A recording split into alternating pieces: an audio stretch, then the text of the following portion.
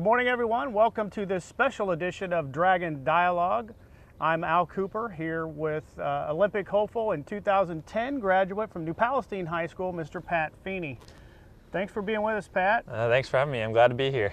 This is a special edition. We're excited to have Pat with us. We're gonna have a great show and talk a lot about what Pat's been doing here the last 4 years at the University of Notre Dame. He is a 2014 graduate. Pat, tell us, you've been doing a lot since you left here in 2010. Notre Dame, a lot of time there at Notre Dame in the world of track. Tell us about your experiences and how far you've come from New Palestine High School in 2010 to Olympic hopeful here, University of Notre Dame grad.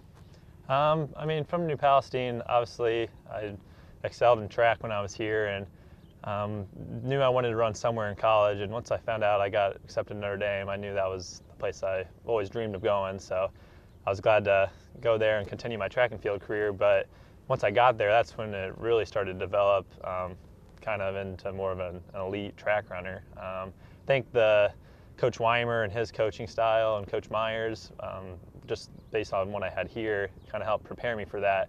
But being able to switch from doing football and basketball and track to just strictly track helped me kind of perfect what I was already good at and kind of get to that elite level. And I think just my whole time at Notre Dame, I've changed very small things about my running style and how I attack races, which kind of all have added up and got to where I am now.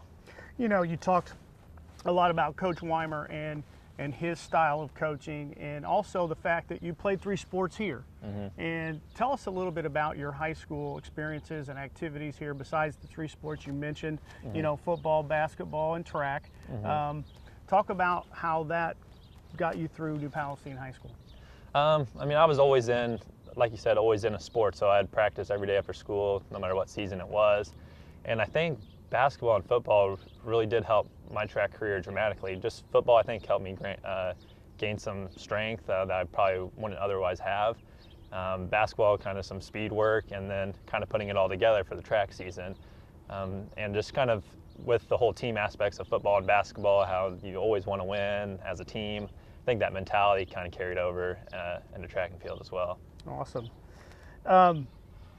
University of Notre Dame. Got to be pretty smart to get in there. Tell us about your academic experiences there. How difficult was it? Yeah, it was very difficult at first, very overwhelming. But throughout my 4 years there, definitely I could tell I've developed into a lot more mature individual, a smarter individual, and just by the time I got to my junior and senior year, I kind of knew exactly how I needed to study and kind of take sacrifices away from some of my social life to get the grades I wanted to achieve. But at the same time, also focused on track and field as well. You had to find a good balance between the two. Tell us about USA Track.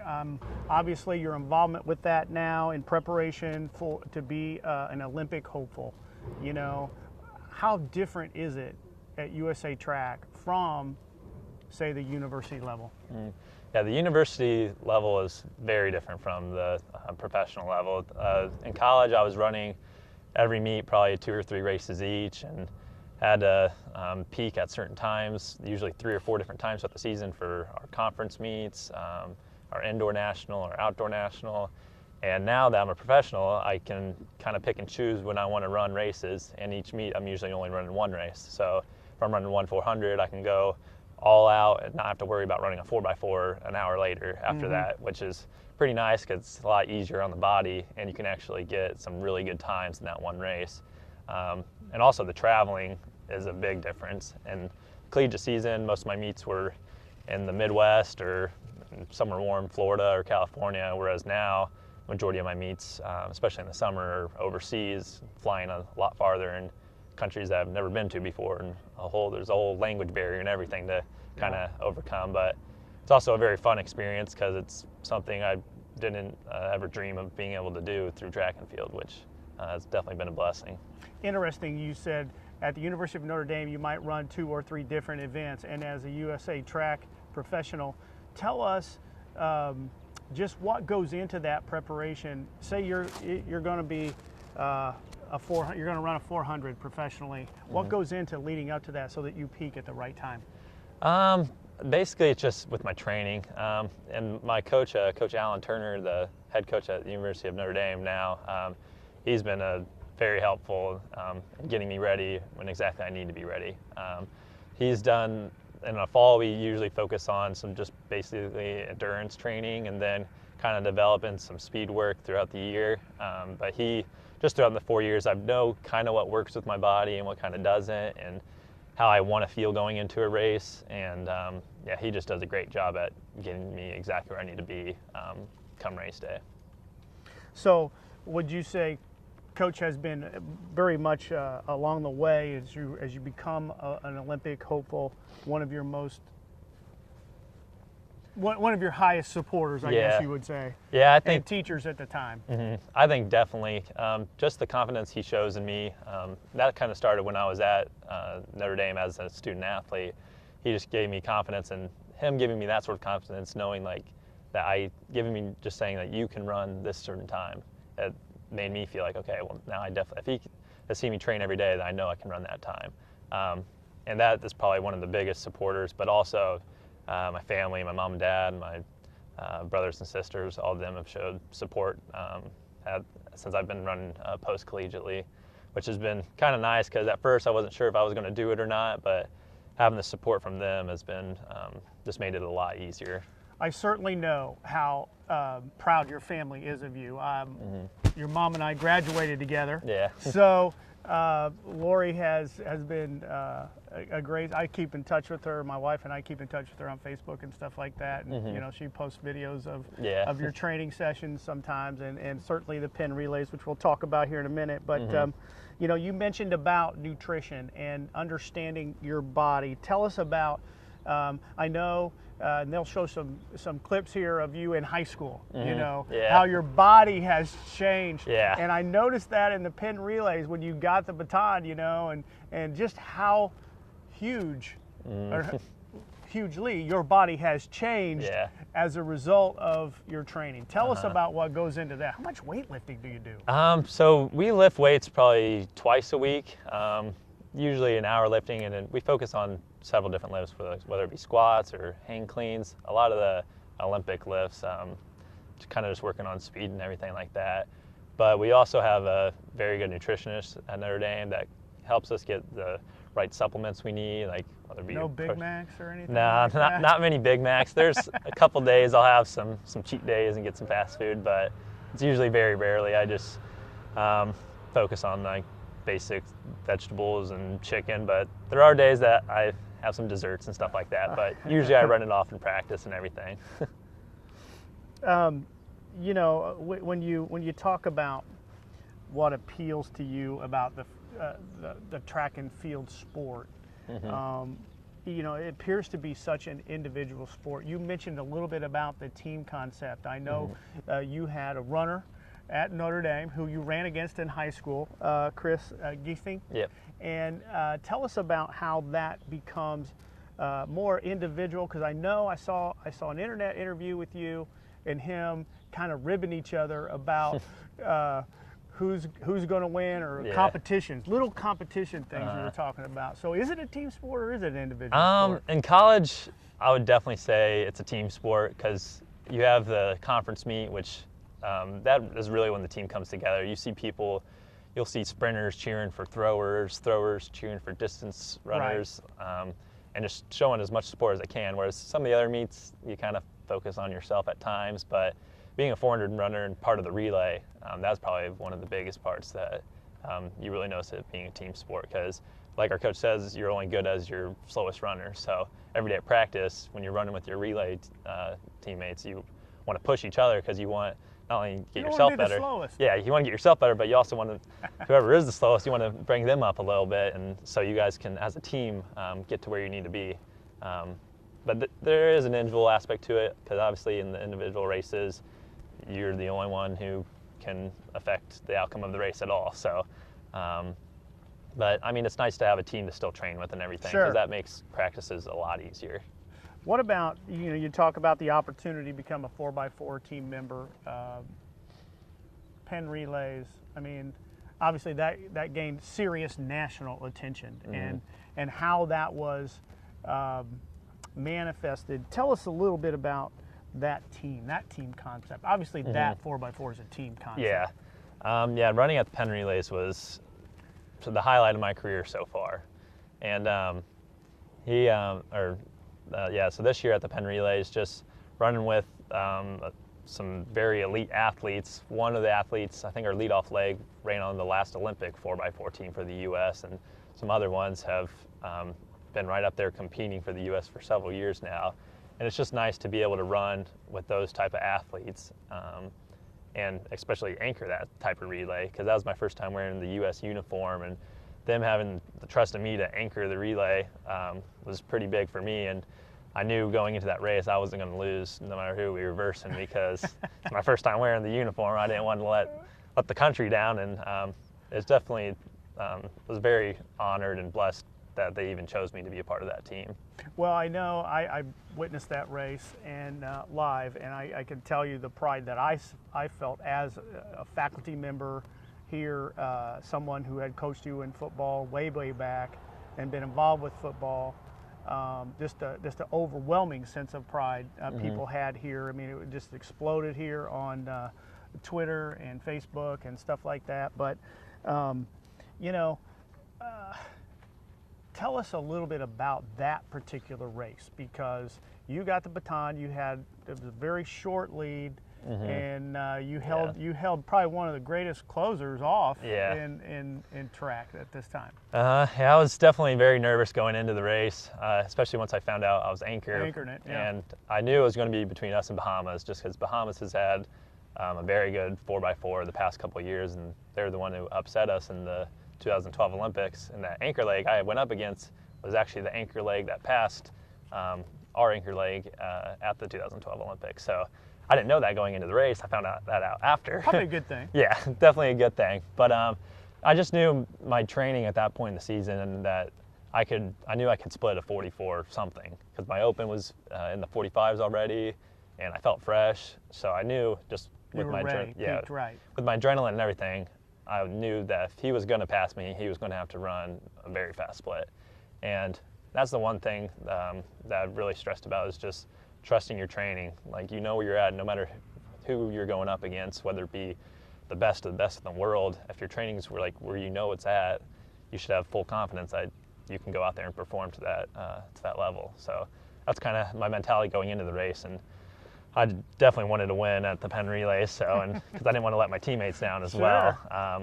Not to say the USA on your chest. Yeah, exactly. And everything worked out perfectly that race, and it was a very fun one for sure. You mentioned, I knew I can run 45, but I knew I could go to 44. You're talking about, what, less than half a second here. How does that come out of you? 1/2 second in the biggest stage at that time. I mean, that has to be something that you knew you had it in you. Yeah. And how does it? I mean, is it the moment? Is it just stepping up at the right time? I think it's kind of a mixture of both of those. I've just throughout high school at the state meets and at conference championships throughout college, the bigger meets is usually when I step up, because I kind of get some more motivation going into those races. And at Penn Relays, like I said, my adrenaline was through the roof. So I knew going into that I could definitely push it, and having somebody right behind you the whole entire way definitely makes that a little bit easier, because you don't want them to pass you. And there was a couple times during that race that when my feet came back, I felt him clip him a little bit. So I knew he was right there. So there was a couple spurts where I tried to pick it up a little bit, and then coming around that last turn, it's basically just getting your knees up, your arms up, and focusing on form and getting through the line. And once I knew that he wasn't going to pass me, I was pretty pumped. And kind of ran away with it. Yeah, I was very excited once I crossed the line. Well, he got on your shoulder on the backstretch, so he was really close there. And did you ever look back at the time, other than when you got the baton? You knew where he was the whole time. Yeah. Once I got the baton, I just knew, because we were neck and neck when we got the baton, and I wanted to get the lead. Real fast. And that's usually how I run my races. The first 50, I get out almost all out, just because I want to get up to speed, because it's easier to maintain that speed versus trying to gradually picking up the whole entire race. So I got out and had a chance to get in front of him, so I just went for it, and then felt him on right behind me the whole entire way. And coming around that last turn, I heard the USA chant, and it was pretty overwhelming knowing that that USA chant was not only for our team but strictly for me finishing this race and first. It's all on you, Pat. Yeah, there so that was probably the biggest thing. Just hearing that chant for the first time and kind of just being a part of it was kind of a dream come true. I can remember talking to your mom about it recently, in fact, and she still tears up. Yeah. You know, she's so emotional still about the whole thing, and as we all kind of are. You know, I mean, I think for you viewers out there, this is a very special individual on this special edition of Dragon Dialogue. So we're very thankful that you're with us today. Tell us about, you know, USA Track and Field sponsorships. You know, how does that work? I mean, how many sponsors does USA Track have? Are they individual for you in particular? Yeah, so USA Track and Field, each year they do have some sort of grants and sponsorships that they give out to some athletes, but usually that's only the top athletes that have made those Olympic teams, the World Championship team. They're not going to let you starve, though, are they? Yeah, well, when I went to Penn, they do help you out with some expenses for that, but it's kind of hard to run as a professional just for that reason, because there's not much funding for training, for especially athletes kind of in the same boat as me, whereas we're right on the cusp of making the Olympics, but haven't made it, because that's probably the biggest, the hardest part of it all, is because those elite runners that have made the Olympic teams, have medals, they get a lot of funding from them and from shoe companies, whether it be Nike, Adidas, Under Armour. But I have been blessed that Under Armour has sent me gear and stuff like that. I don't have an official contract with them, but they've sent me plenty of gear to train in, and with Notre Dame being sponsored by Under Armour now, it kind of makes it easier because I can wear that all the Under Armour gear on campus there, because we were Adidas. So but I mean, the thing is with track and field, I just like doing it because it's something I've become very passionate about over the years. And I know if the sponsorships don't come, I'm still going to keep running for as long as I can, and it's not going to change me. But obviously, it would be nice because it would make the process a little bit easier and could focus strictly on track without having to worry about work and everything like that. But time is time. Yeah, but it has been fun still. Would you say that then becomes one of your key motivating factors for pushing forward to the upcoming Olympics? Yeah, definitely, because if you make an Olympic team, you're almost guaranteed some sort of shoe contract from any company, because those are the athletes. That's one of the first criteria they look for when they're sponsoring an athlete is, have they made an Olympic team, they made a World Championship team, or they have one of those medals. So yeah, definitely moving forward, that's one of the things I've been trying to get to, because I know if I can get to that point, then I can really make a career out of track and field. And I'm not opposed to doing that. I'm looking for med school in the future as well, but if an opportunity comes where I can make a career out of track and field, I think I would definitely take full advantage of it, because it's something I love to do. Yeah. Take us through a day in the world of your training. Is it a daily thing? Do you taper yourself? I mean, how do you have a partner that you train with? I mean, tell us about that. Yeah, so I usually run 5 to 6 days a week and lift weights 2 days per week. And the workouts kind of vary week to week, but usually Mondays and Tuesdays are our hardest days of the week. Those are our more like endurance and mixture of speed endurance practices where you get all that lactic acid buildup, which nobody likes. You have to get it out of there. Yeah, but I usually practice from 3 until 6 o'clock every day, so it's about 3 hours. But most of it, it's not all strictly just the running part of it. The warm-up usually takes a while because we want to be able to actually run without getting hurt when we actually do the workout, and then cooling down is a big part of it too, so you can recover for the next day. So kind of the mixture of all that stuff and getting treatment before and after practice kind of adds to everything to stay healthy throughout the whole entire season. And then in the morning when I'm not running, I usually I'm working a part-time job, just trying to make some money and stuff. Olympic trials, what's the next step? When's that? So the Olympic trials are July 1st through July 10th of 2016. Those will be in Eugene, Oregon. That's at the University of Oregon. And I ran there several times throughout college and ran there last year as well. And Good venue to run? yeah, it's a very good venue. The nickname for the town is Tracktown USA. So they have, not only is Oregon a good track school, but they bring in fans, track fans just from everywhere that just love watching track, which is kind of nice to run in front of because there's not many real big track fans out there. At least they're knowledgeable. Yeah, so they know exactly like what times are good and who's good, and they just love seeing good races and stuff. So usually, especially for the Olympic trials, they'll be packed out there, and definitely give me some motivation to really get out there and get after it. And usually the weather's pretty nice out there in July as well. So I'll be definitely looking forward. That'll be the peak of this next season. But leading up to that, there's the indoor U.S. Championships in March that can qualify me for the indoor World Championships to represent the U.S. there in late March. So that's kind of the first step. So you got some big events coming that will lead up to the trials. Yeah. Yeah. Yeah. Tell us about, what are your race options? Is it the 400? Is it the 4x4? I mean, both?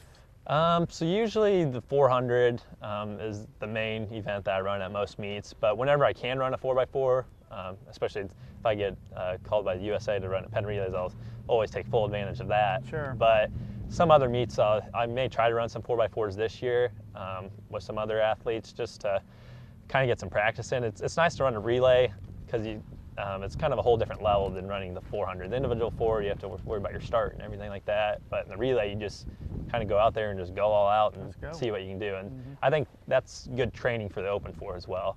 But I also throw in some 200s occasionally too, just to work on that short speed work and help me getting out in the first 200 of the Open 4. So not as many 200s, but 400 individual is definitely the main event that I run the majority of my races at. How much strategy goes into one lap around this track? Yeah, it's crazy how would it surprise people? Yeah, it really Tell would. us about it. Because anybody would think that once the gun goes off, you just go all out until you get tired and whatever time. Hit the wall and try to finish. Yeah, and that's kind of how I ran in high school. I would just get out, kind of relax the backstretch some, and then the last 100, just whatever I had left, go all out. But now there's a lot more strategy and even from my freshman year till now, it's changed dramatically. The first 50 meters, I go pretty much all out to get up to speed. Then from 50 to about 200, I just kind of keep my turnover going, but a kind of more relaxed turnover, so I'm still moving quick without using as much energy. And then right at 200, I always start kicking it from 2 to 3, just to make sure I'm in position at 300 to possibly win the race. And then the last 100 is just kind of anything you got left. You make sure, your guts, and just making sure your form isn't breaking down. That's probably the biggest thing is, just making sure I'm in form and then competing, trying to win the race. And kind of all that added up together kind of results with my best times is attacking all those perfectly. How about your stride? How much does your stride vary? You talked about the segments of your race. Yeah. Talk about the stride length. Is the stride length different in your second 200 or second 100 versus your third and fourth? Yeah, I don't think it changes much the first 300, but frequency. Yeah, but the last 100 it definitely changes. I tend to try to shorten my stride because sometimes when you're getting tired, the longer your stride, it's a lot slower to get your foot back down. So I try to kind of shorten it a little bit, but try to still keep it quick to make sure I get down the track as fastly as possible. That's interesting. Med school on the horizon. You talked about that. You talked briefly in the pre-segment here about maybe some job interviews coming up. Yeah, so med school is definitely one of the things I'm looking at for the future. I'm in the process of applying to several med schools and DO schools currently. I took the MCAT about a year and a half ago, so I've finished all that and have all my applications in. And the plan is to run until the Olympic trials. If I make the Olympic team, I'll definitely continue running. After that, if I don't make the Olympic team, I'm probably going to start med school in August of 2016. Well, you have a doctor in the family. Your dad's a doctor, so we know the genes are there. Yeah, for sure. Tell us a little bit about, we're about done with the show here. It's been a great show. Tell us about some advice you would give the kids growing up about maybe wanting to be an elite athlete, maybe even at the Olympic level, what would you tell a young athlete? I would definitely tell a young athlete to not set any limits on their goals. I think that's one of the biggest things is because you talk to little kids that talking about if they want to be an Olympian or something, but when you kind of get older, you sometimes think, oh, that's impossible. I can never do that. And Did you think that? I even thought that in high school because I remember we had a poster of Jeremy Warner in the high school, and I remember in PE class walking by that and seeing him when he's an Olympic gold medalist, and never thinking that I would be racing him. And this past year I raced him and beat him at the U.S. Championships, which is crazy to think about. Yeah. But not only in being an Olympian track and field, but like just from my football career here and my basketball career. In middle school at basketball, I was on the B team all 3 years, and by the time I graduated here, I was one of the starting guards. And same with football. To begin with, I was decent, but not the best. And towards my senior year, I had one of my best seasons ever, which I didn't think that was possible going into that time, but kind of just pushing it in the weight room and practice, everything kind of comes together, and you can really surprise yourself of where you can get. And even at the University of Notre Dame, if you told me once I graduated Notre Dame I'd be around 45 seconds in the 400, I probably wouldn't have believed you. But kind of having that confidence from other people and my coach kind of made it seem more believable. And once you can believe that you can actually do it, it's a lot easier to do it. Because if you kind of count it out from the get-go, then you're never going to get to it. So that's kind of the mentality I've had is no matter what times people run or whether it be making the Olympic team or not, some people think it's possible, but I kind of go into it with a realistic mentality, thinking that I can actually do it if I really put in the effort. But that's the first thing you got to do is put in the effort to get to that point. Well, I'm going to tell you, we are so proud of you, young man, and we have all the confidence in the world that you will achieve that goal. We want to thank everyone for being with us here on this special edition of Dragon Dialogue. I'm Al Cooper.